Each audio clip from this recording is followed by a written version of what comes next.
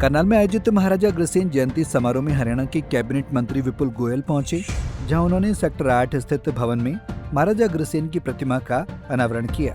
इस दौरान स्थानीय विधायक जगमोहन आनंद और मेयर रेणु बाला गुप्ता भी मौजूद रहीं। वहीं विपुल गोयल ने विपक्ष पर निशाना साधते हुए कहा कि विपक्ष को तो हर मामले में आलोचना करनी ही होती है, लेकिन सच्चाई यह है कि आज भारत का टैक्स सिस्टम विश्व में सर्वश्रेष्ठ माना जा रहा है। उन्होंने इसे देश की प्रगति और मजबूत अर्थव्यवस्था की दिशा में बड़ा कदम बताया। वहीं इनेलो की 25 सितंबर को होने वाली रैली के सवाल पर विपुल गोयल ने कहा कि इनेलो पहले भी रैलियां करती रही है, ये कोई नई बात नहीं है।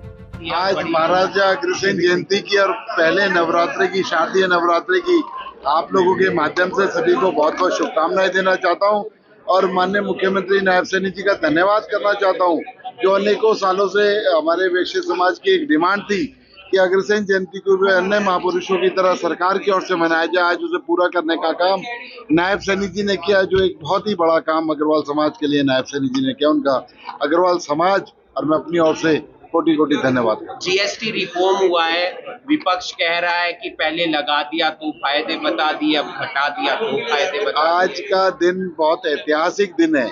इस दिन हरियाणा के अंदर अग्रसेन जयंती को पहली बार सरकारी तौर से मनाया गया।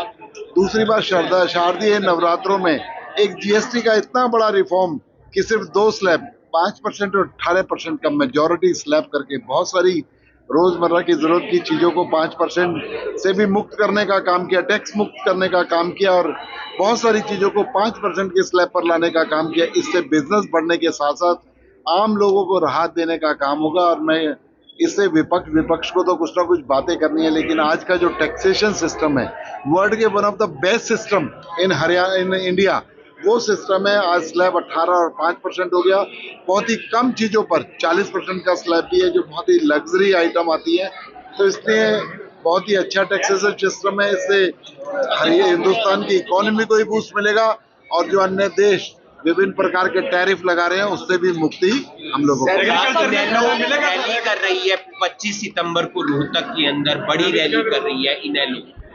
देखिए, वो पहले से करते हैं तो देवीलाल के जन्मदिन पर अनेकों सालों से कर रहे हैं, कोई नई बात नहीं, वो कर रहे हैं अपने दल की बात। क्या अतिक्रमण अभियान चलाया जाता है पर उसके बावजूद भी अतिक्रमण हटाया नहीं जाता है?